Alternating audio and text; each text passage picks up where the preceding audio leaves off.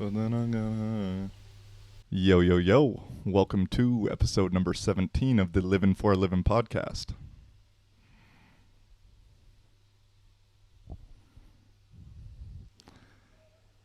It's a hot one here. Summer is officially here. You can't see. I got a fan right here off camera. I guess you could see on that one. Going to my feet. I had it on the mic, but you could kind of hear it on the mic, so going on the feet. And I'm sweating. Can't even talk right. But yeah, sorry I'm a day late. I'm recording this on a Monday right now. Normally like to try and do it on a Sunday. But yesterday afternoon, my roommate offered me some weed to smoke a joint with him, which I happily accepted. And that once I'm in that mode, I don't really want to talk on camera, or at least like formulate and go through my research and that kind of stuff. I'm more of a passive person once I do that. And I used to kind of beat myself up about it. You know, I'm like on this duality of like staying rigid and being disciplined and following the schedule, but then also going with the flow, because I think both, like, you need a balance, you know, and I, in my hippie ways, I kind of just believe that it is as it should be and the timing's always right. And so no matter if I would have said yes or said no, like, that would have been the right thing to do to him. And so if I'm just recording this a day later, it's for some specific reason. And actually a few of the conversations that we had yesterday, which resulted because I said yes, because we wouldn't have talked if I would have just recorded this, have helped me formulate further ideas, and some of I'll talk about today. And so I think that was just like a concept. I was kind of mad at myself this morning, like, damn, I should have. I said I'll do my podcast every Sunday, and I didn't do it. Now I'm late, but I'm late for the betterment of everything. So not trying to beat myself up over it. And, you know, like I said, the timing's always right. It is as it should be. One of my other quotes I love to say, you know, is that time heals all, yet time is not real, therefore everything's all right. And I think that's like important, especially in these times that we're in right now. I know a lot of people are going through shit, or like going through times of their life that are like very unsure with COVID, and a lot of people getting fired, and the new normal, which I just hate that term, but, you know, like this new way, things are going to be back to normal soon. But I fully believe that. But people are just kind of in this weird phase where, you know, if you look on social media, everyone appears to have it figured out, whatever the hell that means. And so if you're not feeling like you have it figured out, you can get into this rut and of comparison and judgment and all these things that doesn't do any good in the long run. And I think if we polled honestly the entire population, I would bet that 95% of the people don't have it figured out.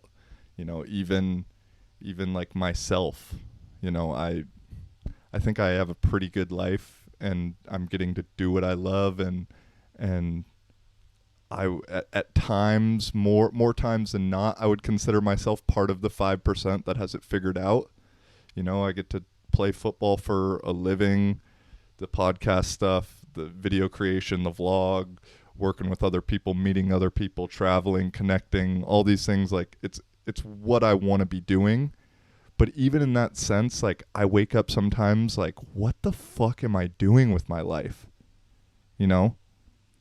Because I think that's a natural thought, no matter what. I'm sure that maybe not Gary Vee, but like CEOs of other companies that have created this thing from the ground up and have spent their whole lives doing it, probably at times wake up with that exact same thought, or go to bed with like, what am I really doing? I should be traveling, or I should have a family, or, you know, there's always something to have. And, you know, I think it's just important throughout my football career, I realized, like, I mean, it wasn't easy for me at all. Like, looking back on my football career of shit, I mean, I'm going to go back to sophomore year of high school, broke my collarbone on a fake punt in a JV game. Didn't get to play at all. That was first game of the year. Junior year, I got arrested 2 weeks before the season started, so I was suspended for the first 2 games, and then ended up not being able to get my starting job back because I was kind of the bad kid of the school. Then senior year, we went to the state championship, lost in the state championship. First year of JUCO, I gray shirted, which just means I practiced. I didn't even really have to go to school. It's kind of a trick in the rules. Played 1 good year, then went and transferred to North Dakota, played 7 games, and then got benched. Ended up leaving North Dakota and having to sit out a year, living just at home. Then transferred to a D2 in New Haven, where I sat the bench for my first whole year. And then my senior year, I played. And so, like, I've talked about it before, that in those 5-6 years of college, like, I was pretty unhappy for most of the time. And this goal, the only reason I've said that I went to college, or like went to a 4-year university, I would have gone to like a technical school or something, was simply because of football. And football afforded me to do it, because I wouldn't have been able to pay for it otherwise. But the point being is, during this time, like, I was struggling mentally a lot of the time, but I just had this faith that, like, it was gonna work out. Like, I was gonna figure it out. Like, the right thing was gonna come. Like, I'm putting in my time, and bam, like, it's gonna happen, And then ultimately it did, because now I'm going on year 5 or 6, depending on how, I guess 5 here in Europe, where, like I said, I'm not making a lot of money, but I'm getting to live my dream, and I'm living for a living, truly. But the opportunity to even get into this thing didn't come about. And this thing, I mean, football in Europe didn't even come about until, like, another dark kind of path. I finished up senior year of college and moved back home.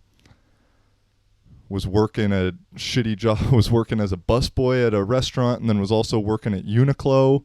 Their store was going to open up in Bellevue, and was training to be a, like, manager, supervisor, whatever there. Basically Japanese robot training. Left every day of work just like, what the fuck am I doing with my life?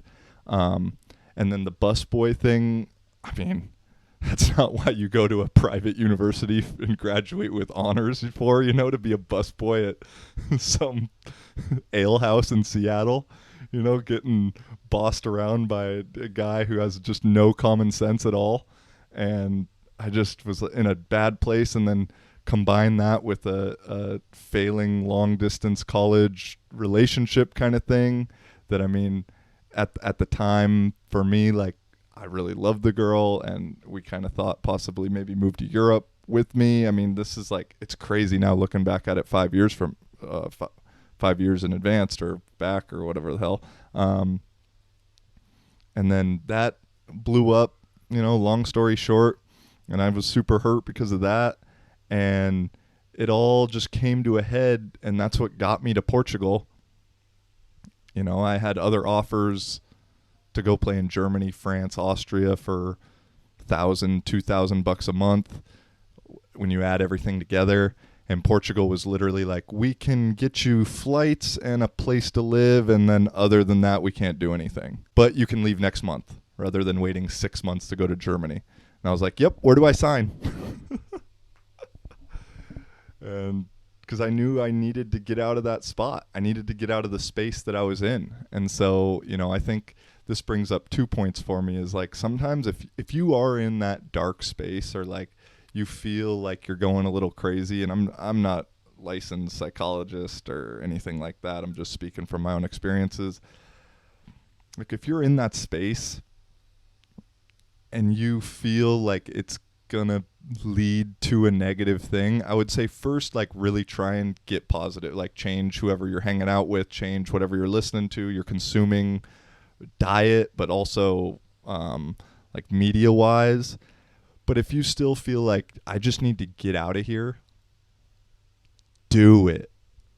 Like that's going to be scary as fuck in itself, but you're going to learn so much about yourself in the long run.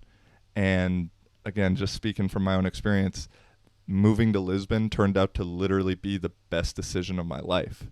And up until that move, the 2, 3, 4 months before that, I don't know if I've ever been in a darker place, you know, objectively looking at my life now from a distance and where I was at mentally. I mean, you could talk to my mom, you could talk to my best friends at the time. Like, I was struggling.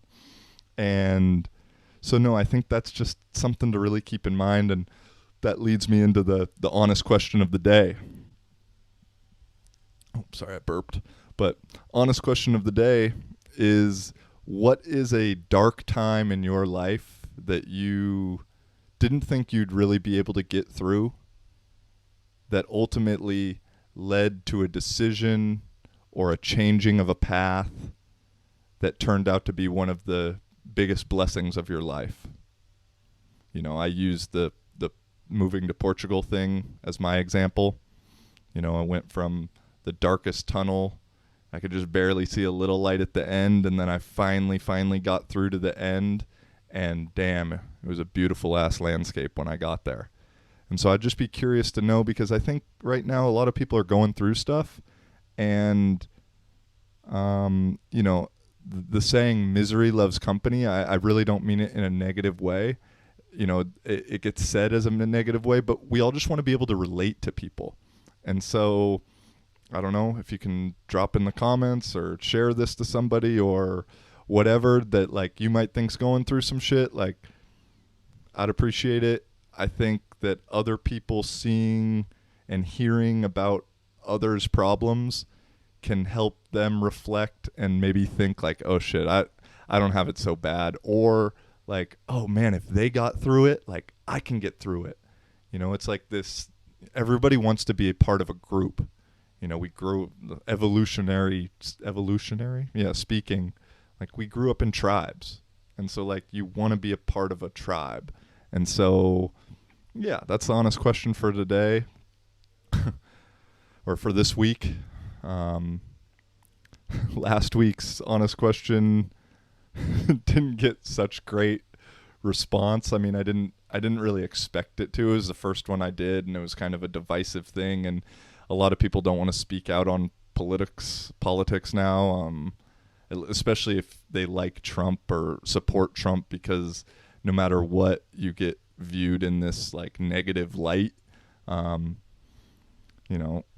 But it definitely triggered one of my friends on there, and it was kind of also in the response to a different post that I had on Facebook about how, you know, how come the media basically hasn't covered the fact that Hillary had an appeal court or a court appeal, that the former deputy attorney general Rod Rosenstein was like in front of the Senate explaining the FBI investigation with Russia in collusion of the last Trump election, and there was a lot of interesting information brought about that.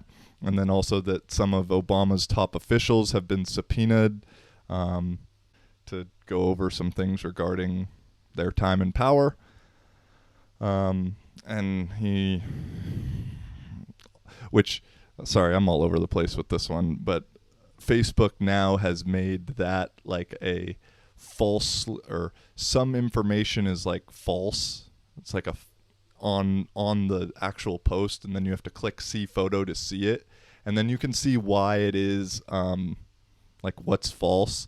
And the thing that's false about it is the post said like Hillary had been like lost her court thing, like she was in court and lost, which wasn't the case, which I knew when I posted, to be completely honest. I knew the other two things were true.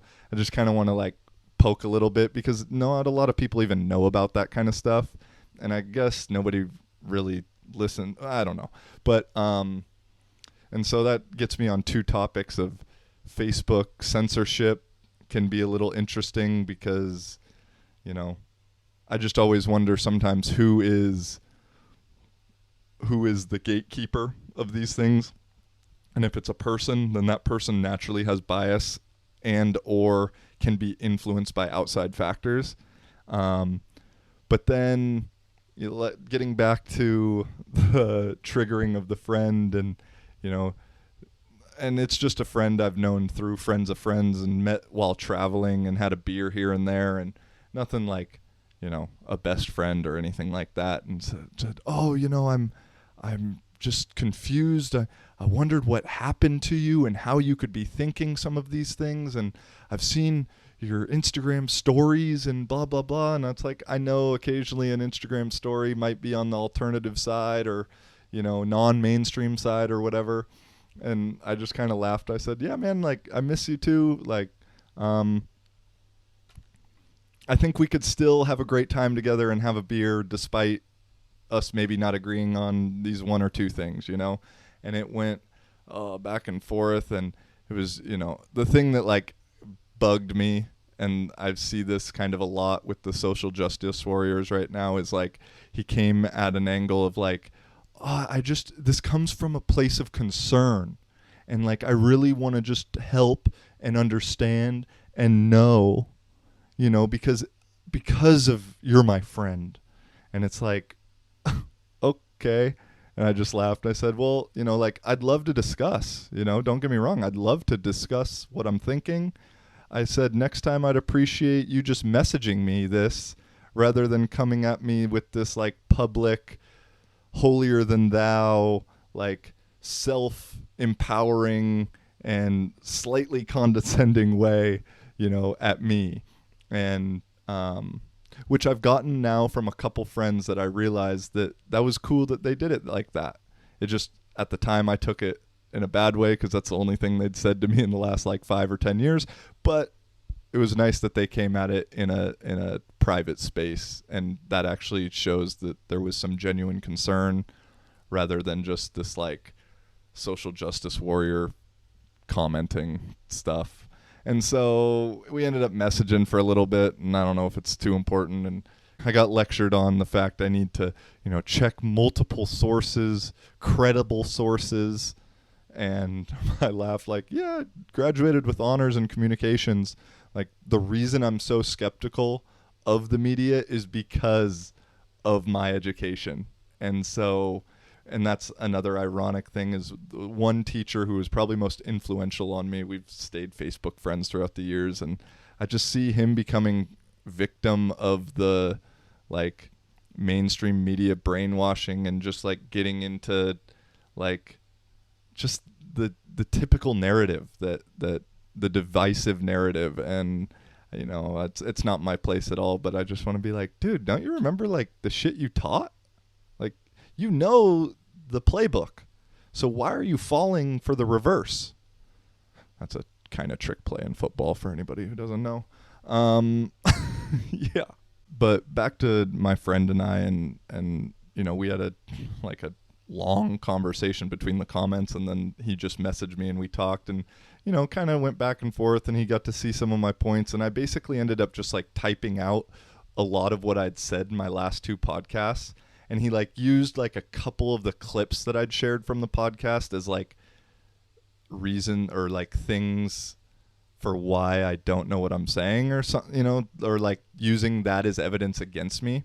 And I told him like, bro, like everything I've just said, which he agreed with, I said all in my podcast. And so like next time, why don't you listen to it before you judge me? Like I'm literally putting myself out there. Like my beliefs, and they're not at a full scale, but they're at a much fuller scale than a majority of the people who don't put them out there. And he said, oh yeah, I just have too much to do, I can't get to that. And I said, oh, all right, man, like that's interesting. And then it kind of closed off with him saying, maybe you'll be more careful about what you post, and maybe not, I don't really care, is how he ended it. And I just kind of laughed to myself, and I responded, well, I think this 50-minute conversation that we just had proves that you do care. And I appreciate it in the long run, because I have been a little bit more, I think I try and check my facts always and do outside research. But I think that now will be an extra little kind of needle to check extra. But I just loved 50 minutes of conversating with me. You really don't care, though. Like, shit, he could have listened to my last 2 podcasts in that 50 minutes. Or maybe not all of them, but gotten through a lot of them. But that's just how it goes. I do need to say one thing while we're on this subject, and I need to correct myself and say I made a mistake from something I brought up, I think, 2 podcasts ago, maybe 1 or 2 podcasts ago, when I was talking about the George Floyd death, murder incident, and how when the ambulance showed up and the paramedics got out of the ambulance, how it was cops that got out of the ambulance. And I made a mistake, and it was medics that got out. After doing some more research, which I should have probably done before I posted this thing, but I thought I had done it, but I was going off of just personal experience rather than actual facts, which can be a problem.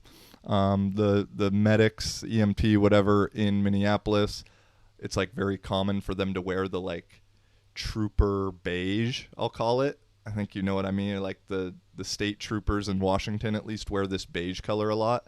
And then also I've learned that medics, EMTs are wearing bulletproof vests more and more nowadays as a result of, because it's like what they do in Israel. I think that's right. That's that one. I'm not positive. Maybe I got to correct that one next week. But in Israel, or wherever they got this from, I think it's Israel, the medics a lot of the time wear helmets and bulletproof vests and everything so they don't themselves become casualties. And I mean, that's a much different conflict going on there, which again, we don't hear anything about. That's a totally different podcast though. But I just wanted to say, I was wrong and I needed to be corrected. And I actually got corrected through TikTok, which was pretty cool. Like, TikTok is like becoming, for me, it's the platform I'm focusing way more of my time on. YouTube and TikTok basically is, for me, with the podcast, with the vlogs, what I'm doing. I'd highly recommend it to people that aren't on it yet, because in 2, 3, 4 years, it's going to be the main thing. Gary Vee's been saying that for like 2 or 3 years now, so I'm just jumping on his back with that one. But I had one video go viral on there or whatever, one of my things just saying how I think the George Floyd thing was a setup, and it has over 250,000 views in like 2 weeks. And then one other has over 100,000, one other one has over like 10, 20, I forget.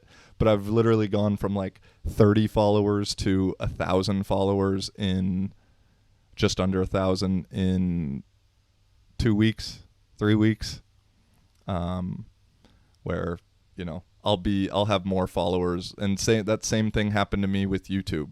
When the Nepal videos hit, I went from 300 subscribers to like 2,500 in a month or month and a half. And so I know a lot of my friends are frustrated with Instagram and the algorithm and growing and da-da-da-da-da. And I'm part of that. And I saw something, I think Jason Capital, I think that's what his TikTok name at least, said, the only people on Instagram that are like really growing their bases either got or money. And those were tits and ass for people listening on Spotify. And because for me, like Instagram, I looked at my activity last 3-4 days. I'm spending like 15 minutes on it a day, just because for me it's more of like a messaging platform and just like this like public portfolio, I guess you could say. It's a little more official. I'm posting some more pictures of myself on there. Facebook now is just like a networking tool. And then YouTube is long form and TikTok is short form, because everything's turning into video anyway. That's kind of just how the times are going. And so, yeah, if you're not on it, I'd definitely recommend checking it out. I'm not working for them. I'm not verified. I'm not whatever. But if you are going to check it out, might as well follow me too, living for a living on that as well. But it's pretty, I think in the next few years, it's going to be really the next thing, just because of the organic outreach that it can have in comparison with Instagram and Facebook and Twitter even. I mean, Twitter just added audio. I spend some time on Twitter now too, but Twitter gets a little overwhelming with the amount of social justice warriors that are on there and the amount of contrarianism that's on there as well. TikTok at least seems like a place for me that I've felt like you can like say something, like, I get the idiots or the haters or whatever who on certain things say, oh, you're a fucking idiot, or let me get what you're smoking, or well, how many drugs did you take before this one? Because my long hair, I was wearing a tie-dye shirt in one of them. But then like I try and respond to everybody, and at the very least I just respond and tell people I love you, because if anybody's lashing out at somebody they don't know on social media, it's because they're hurting.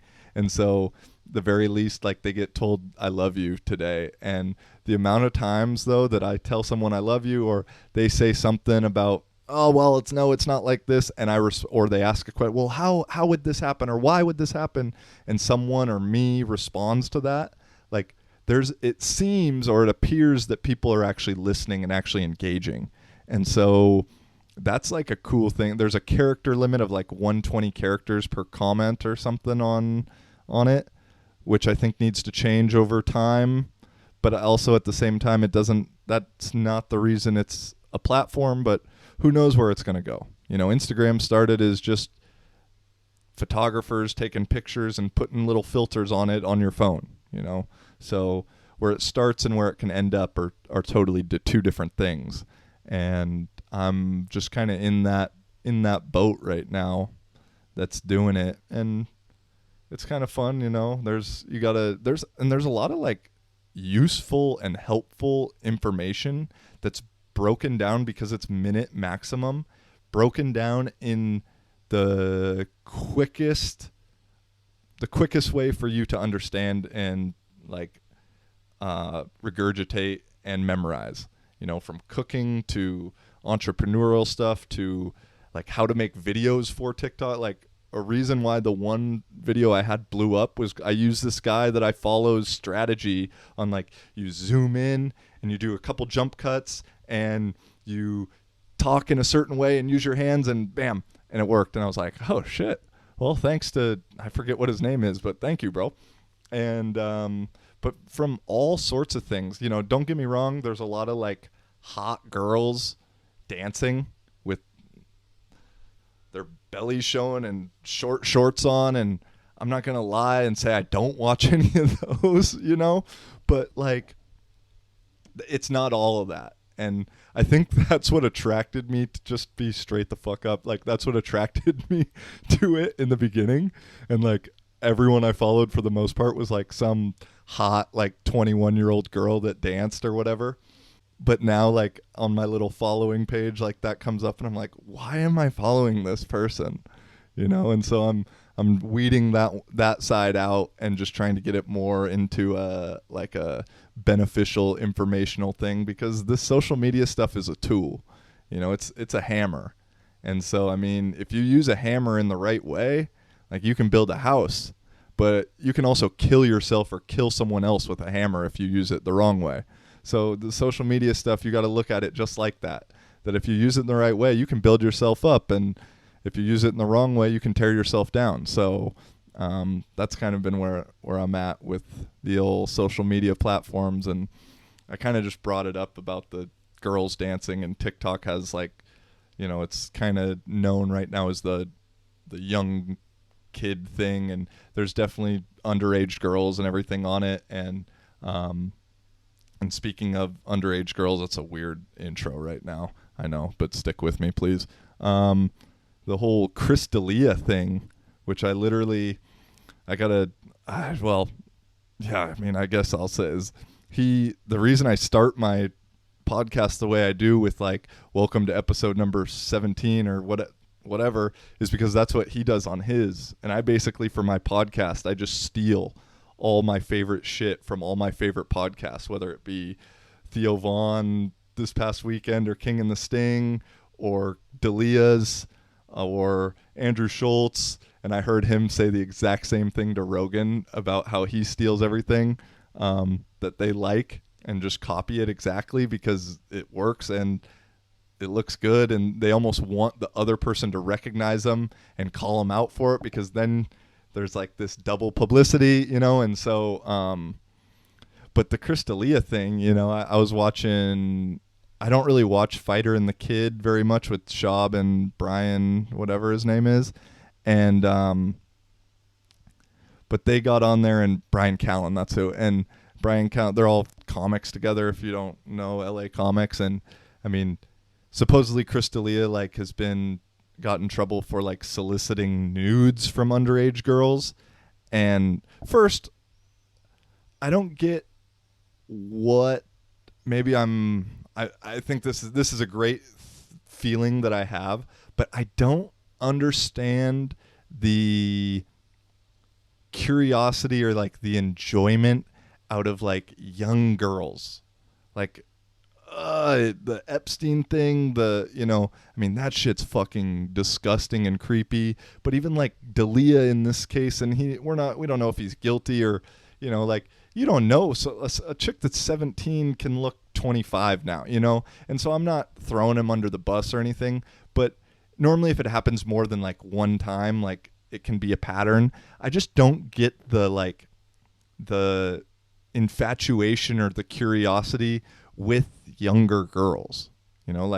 I'm 29 now, and I think I've been with a 21-year-old, I think 20-year-old, but I mean my maturity level is probably 25, and her probably maturity level is probably 25 too, so we met right in the middle. But I could never, I don't know, I just could never, it just is so weird to think yeah, I want underage girl, when please take this in the right way, but 18 is still young, and so why people want to go 18 is still has this weird feeling in my stomach for me, anything under 20 really, to me, 21, especially in the States, 21, Europe a little more different. Now getting off on another topic, in Europe I feel the girls are 2-3 more years mature than their age, and the guys are opposite.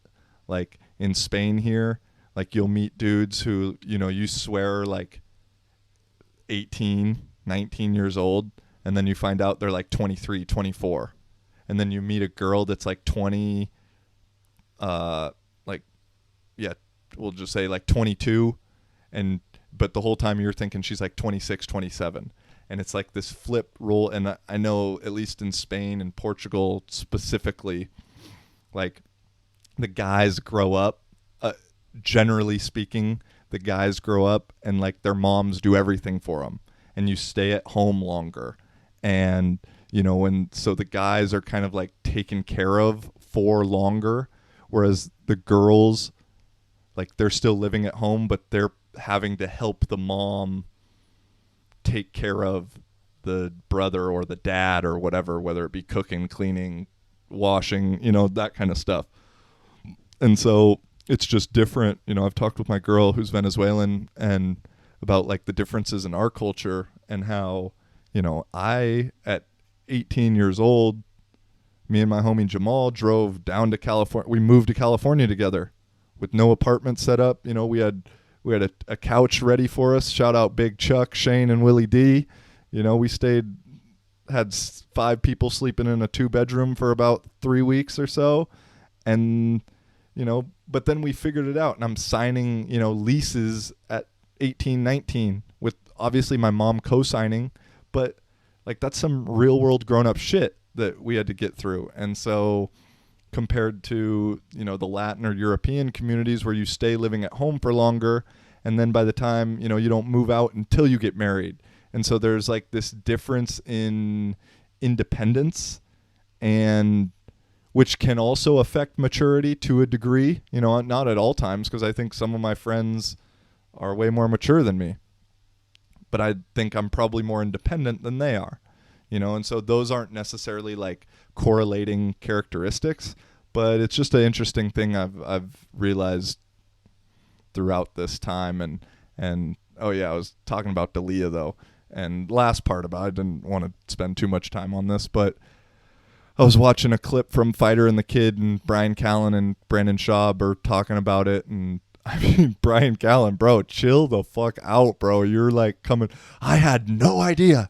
I just want to repeat. I had no clue he was doing this. I had no idea. Like the strength and like unprovoked defensiveness is a little suspect, homie. I'm just gonna keep it real. And then Brandon like started crying about it. Saying we don't know and I can't believe it.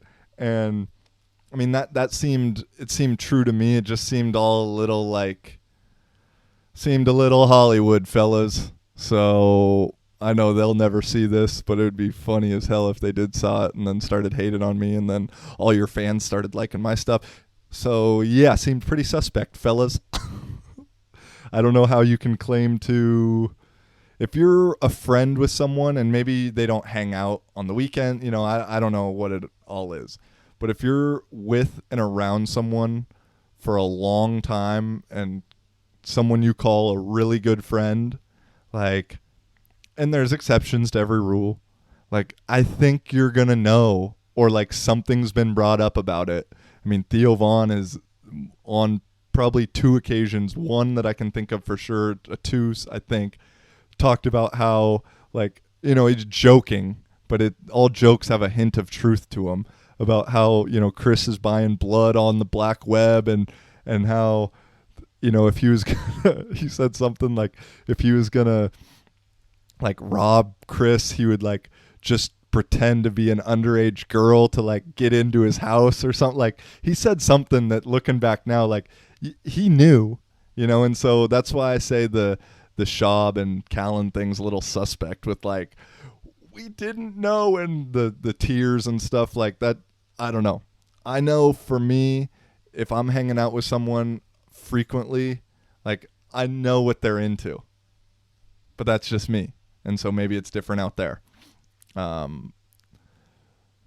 But yeah, I think that's all I got for that one. Let me take a sip of this maracuja juice. Maracuja is Portuguese for passion fruit, and that juice is so fire. Alrighty, where am I at right now? What do we got on time? 40 minutes. Jeez Louise, I'm not even halfway through. I'm just gonna rock this one, fellas and ladies, whoever's listening. Shout out to my new listeners. Get a couple people that ask about it every week. Slowly building the army. Slowly. Shout out Miller Time. Really appreciated your words this week, bro. Like, straight up. That was those things always make me feel good, and especially all the Issaquah homies that have reached out. There's been quite a few. Like, the kind words do mean a lot, and because I'm literally just sitting in a room alone right now, rambling to myself, but with a camera in mind. And so the fact that it resonates with you is super rad to me. So thank you, man. And I really appreciate the words too, because that, like I said in the beginning, like, we're all going through shit. We're all trying to figure things out, and like getting those like little small compliments or reassuring sentiments like can go so much further than we know when we're the ones giving them. And so again, thank you, brothers. Really appreciate it. And a couple girls that have said they appreciate it, or that they've been listening to. So that's really fucking cool, man. I'm gonna, let's see, I went TikTok in front. This is my little board for how to kind of keep on track.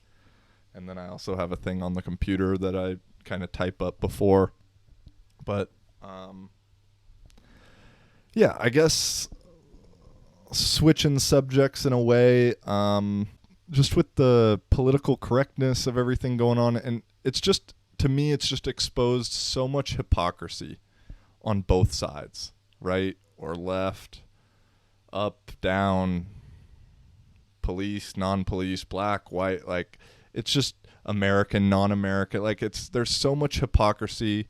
And, if you've been listening along or at all seen I'm all for the freedom to believe what you want, as long as it comes from a place of thought rather than emotion, and rather than just a knee-jerk, oh, well, he said it, so it's true. Believe whatever you want, from religion to politics to anything. But as long as there's some information to back it up, basically, and that there's been some secondary and critical thinking involved in it. And so, like I said, is believe what you want. But my next statement for that is just be consistent. So believe what you want, or you're free to believe what you want as long as there's some thought behind it and you stay consistent.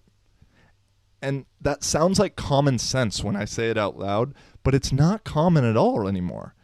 For example, the just most recent things that have came up with the Trump rally being a couple days ago, a couple days ago. And, you see all the liberal side complaining that, oh, there's no sports allowed and we're on lockdown. He's pretending that COVID's not even here, and he's having this rally and getting all these people sick and endangering the country and da-da-da-da-da-da-da. And meanwhile, those same people didn't say shit about the hundreds of thousand people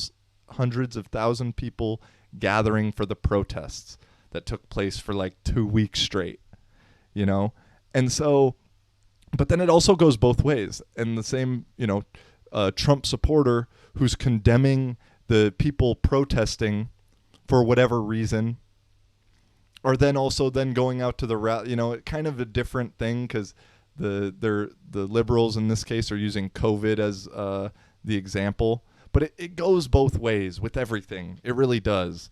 I know I try and stay neutral, but if you watch my last one, you know that I'm a little more fed up with the liberals than I am conservatives at this given time, just because of the amount of complaining and victimization that's going on. But just because of that, I'm still neutral, because it's not like I am conservative or support Trump or am a Trump, it's just, to me, liberals are more annoying than conservatives right now. And if Biden wins this next one, which I don't think he will, but in 2024, whoever wins that one, which will definitely be a Democrat in 2024 if Trump wins in 2020, I bet conservatives will start being more annoying than the liberals will be. Just, that's kind of how it is. That's kind of how the social media landscape goes nowadays. But yeah, just getting back to, the Trump rally. Although I heard that some people back to TikTok, people on TikTok bought out the stadium, and so they thought there were going to be 100,000, 200,000 tickets sold, and only 12,000 people showed up. I don't know if that's true. That's just what I've been seeing on media today, and I gotta say, that shit's hilarious. That's awesome. It's not awesome, but at the same time, it's interesting. And so but yeah, just the hypocrisy, man, of, oh, we can go protest, but we can't go to a campaign rally, or we can go to a campaign rally, but we can't do this, or, all these things. It's just stay consistent. Whatever your belief is, just stay consistent on that. People like to just kind of pick and choose different examples and different things to fit their narrative, or it happens a lot in religion, in my opinion, where they take, for example, Christianity with people that say gays aren't allowed in Christianity because of the Bible or whatever, and then the Bible talks about not eating shrimp, or stoning people to death, or I'm bullshitting right now, to be honest, but you get what I'm saying. Is there's other things that are said in it that people are not abiding by, but they don't want to acknowledge that because it doesn't fit their narrative of their emotional thought and feeling on this other subject. And so, it's kind of also like, to me, a lot of my friends in Seattle that are complaining about Trump being the reason for why Seattle has kind of become a shithole, like homeless and police brutality and all these other things. Now, where Seattle's been ran by a Democrat since 1970. And so how in the world could everything that's happening in the city be his fault, but not be the mayor's fault or the people in power of the actual city for the last 50 years?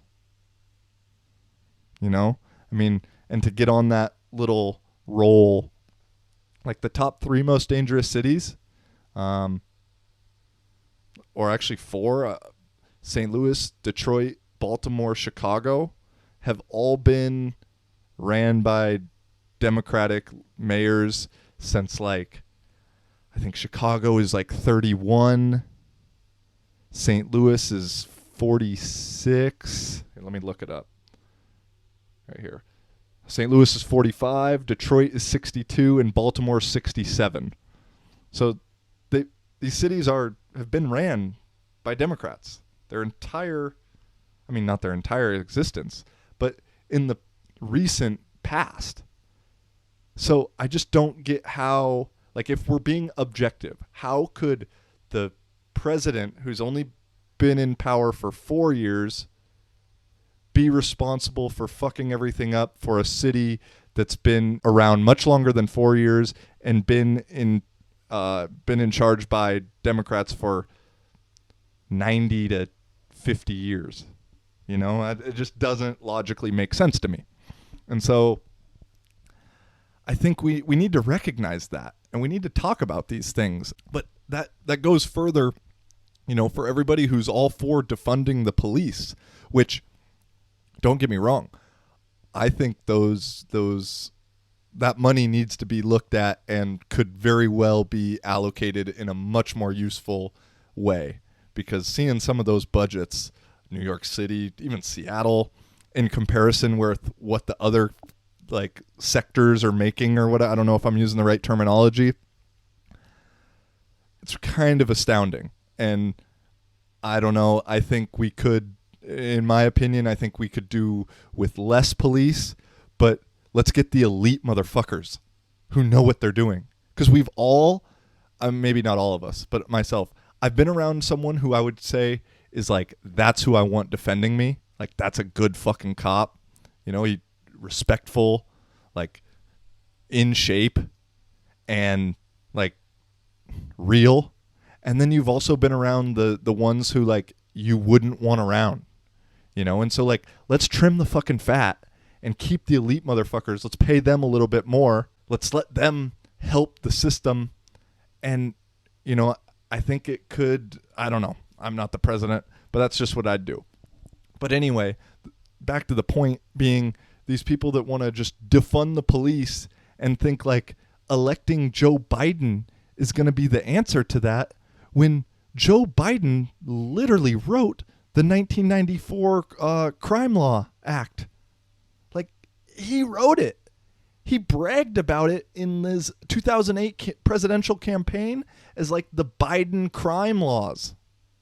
And those laws, like, depending on how you interpret them, which a lot of like social justice reform experts or whatever say that those 1994 laws had a lot to do with the mass incarceration that happened during the 90s and the crack epidemics and those things. And even going back before the 94, an interesting thing is he signed let me see, I got it written down here, the Anti-Drug Abuse Act of 86, and then he also signed one in 88. And in 86, it made penalties way harsher for drug offenses, and it created this huge disparity between crack cocaine and regular powder cocaine, which, like, as I say it, they both have cocaine in the name. They're basically the same thing. You know, crack, you got to put it in a pot and mix it with something else and stir it. And I don't know the recipe. I'm just saying, oh, that's a Cat Williams skit right there. Damn, shout out Cat Williams, where he's at. But, you know, I don't know I know there's a difference between the two. I've never done either of them. But I know they're basically the same fucking thing, just with a little bit of a science experiment in between them. And Joe Biden co-wrote this law that made it so you literally had to have 100 times more of the powdered cocaine to get the same mandatory minimum as the crack cocaine. And I don't know if I need to spell this out to you, but powdered cocaine is typically done by rich, affluent, I'll say white people in power. And the crack was by low income, in the hood, at times black, but also just the lower class, you know? And so why would the exact same drug be penalized that much differently if it's the same thing? And then in the 88 one, it just basically increased sentencing for drug possession in general. But then back to the 94 tough on crime law. Let's see. I'm just going to read a direct quote from this article that I got off Vox, which is more of a liberal website. It says the law imposed tougher prison sentences at the federal level and encouraged states to do the same. It provided funds for states to build more prisons, aimed to fund 100,000 more cops, and backed grant programs that encouraged police officers to carry out more drug-related arrests, an escalation of the war on drugs. So yeah, it literally like encouraged the private prison industry. And like I said, there's arguments to both sides, and he says that there wasn't really a full, it wasn't the direct and only reason for mass incarceration going up. I'm not going to say that, but it definitely gave a little incentive, literally. You know, so I just don't get how people who are for defunding the police and want to get rid of the police are then literally then backing someone who has done the opposite and bragged about it and been for that their entire political career. But that would require a little bit of research, a little bit of reading. That's not that much fun. And so I just don't get it. You know, I just don't understand. Like I said, believe whatever you want to believe, put a little thought or research behind it, and then be consistent. And so in all these examples, to me, like, if whatever the thing is, just they're not, those three points aren't all aligning. And all right, let's get to the Trump speech, Trump rally. I didn't watch the full thing, but I kind of put it on in the background while I was making breakfast or doing something the other day. And I got to say, like, first, as I've admitted, and I'm not going to vote for him. I think he's a better choice than Biden is. I thought he was a better choice than Hillary was, despite some of the idiotic things he says. I think some of his policies have really helped all the people. He's a fucking idiot with Twitter a lot of the times. He doesn't say much to bring a lot of people together. He can be divisive. But I will say, like, I would really be interested in going to one of the rallies or things, because, like, I want to see what the hype's about, because people supposedly love this shit. You know, like, I'd like to just go and be able to witness it and just see what happens. Because, like, if you listen to his speeches in the right mindset and, like, listen to it as a, like, entertainment or like a comedy skit, like this last one, it was a comedy skit to start. Like, it's funny. And you like, I'm laughing, like, just because it's comedy. I don't think that's the most beneficial thing for the president of the US, who arguably has some of the most power in the world, to be doing. But at the same time, we've created this shit with our reality TV world that we live in. I mean, my mom is religious with voting for America's Got Talent or The Voice or whatever it is, and talks to her friend. I mean, like, we've been like bred into this kind of way where hot topic or hot lines and hot phrases get the headlines, and that's all we care about. No one does any extra reading. And so, like, we've brought this upon ourselves with Trump, who literally is a reality TV show star in the past, is now just a part of the biggest worldwide reality TV show that there is. That's the United States. But so I live here. I live with my girl, and we live with another Venezuelan dude, and he's like 40, 41, I think. And so he moved here to Spain like 4 or 5 years ago. And so he grew up in Venezuela during the Chavez times. And he even admitted, like, he likes Trump, and all his Venezuelan buddies like Trump too. But he admitted the other day that, some of the things and like tactics he uses while talking are very kind of Chavez-like. And so, I think when some people talk about the authoritative comparisons and things like that, like, there's small little comparisons, but then my Venezuelan buddy goes on to say, like, but he's not like Chavez at all. Like, he might say a couple little things that are like similar, but on the grand scheme, like, he's not like him at all. And it was interesting. This weekend, I had my homie Harry come over, and Harry's from Pakistan. And so he came over to the house, had a couple beers. And so we're all sitting around bullshitting, talking, and we kind of bring up politics and Trump and whatever, and just, politics in Pakistan, Venezuela, US. And it was, I mean, long story short, it was a podcast in itself. I wish I would have recorded it, and I can't remember, I had a few beers, so my memory wasn't perfect. But it was just an awesome conversation to hear, an American, a Venezuelan, and a Pakistani dude talk about how corrupt and fucked up their system is. And to all my Americans out there, we are the loser on corruptedness and fucked upness. So, those are just a couple people's opinions. Obviously it's not everybody's, but I think that's like food for thought to think about, when you want to claim that the U.S. is the worst place in the world and blah, blah, fascist, authoritative. And I mean, hey, I also am not living there, and part of the reason is because of how it is, but not because of its authoritative or fascist, just because of the, like, constant complaining and contrarianism that I explained about earlier. And so I get it.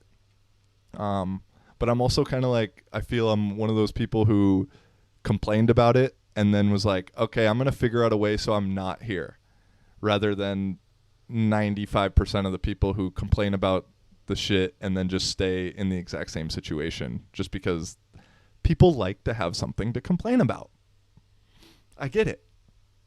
But complaining doesn't do shit, and nobody gives a fuck about your complaints except maybe your mom. And even then, like, that's only if you got a really nice mom. So my last part of the hypocrisy I want to talk about is where am I at right now? Hour. This is a long one. Is just the, like, all lives matter hypocrisy that goes on.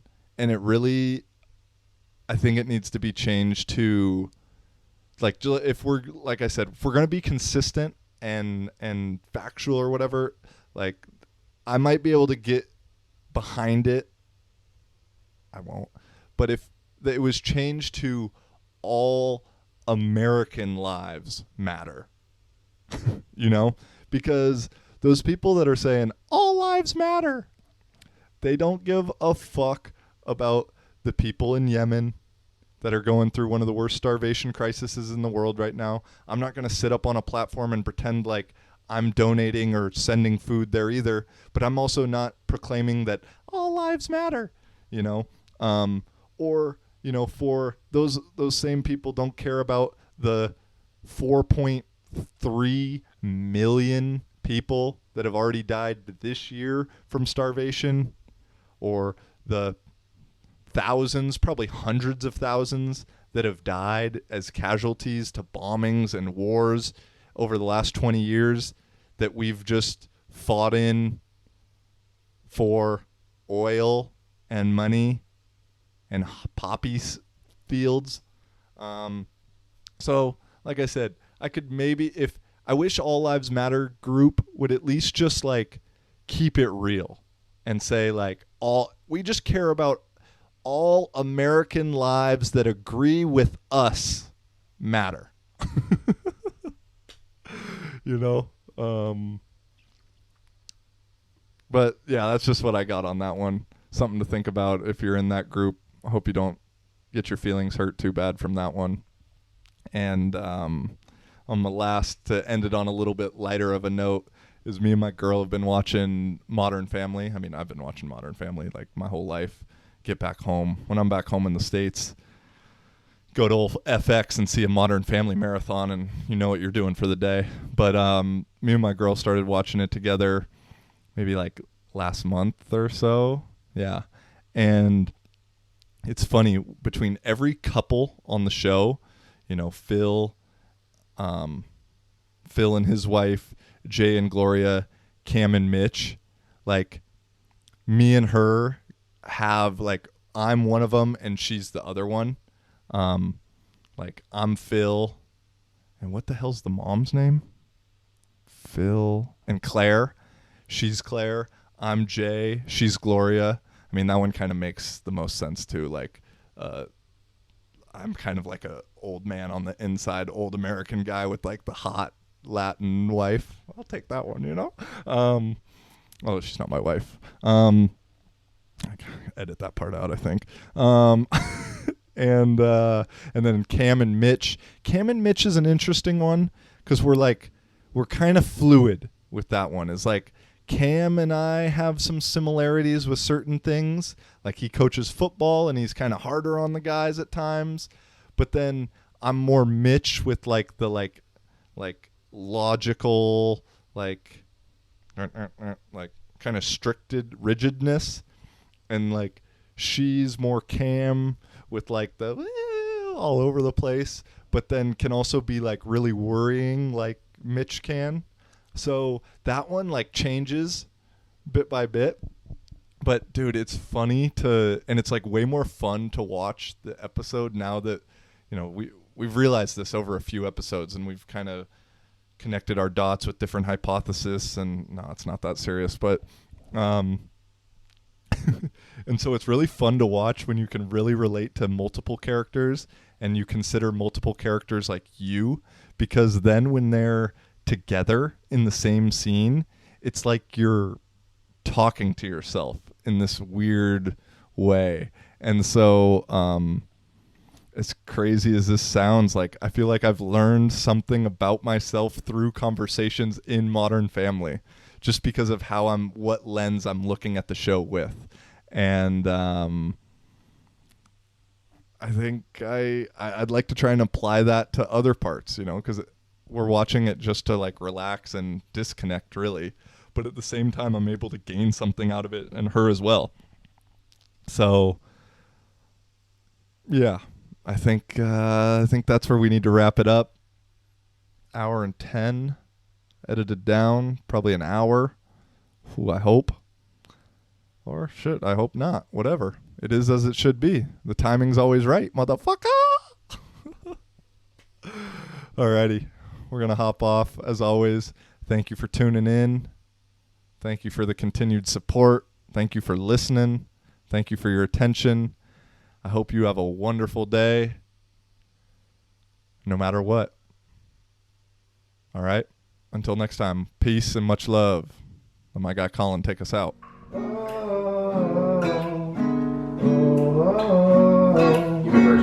Tell me, baby. Yeah. What's that story? Cause I've been thinking about you lately. Yeah, come on. Tell me, darling. What else? You're a star girl. How the fuck do you not know the deal?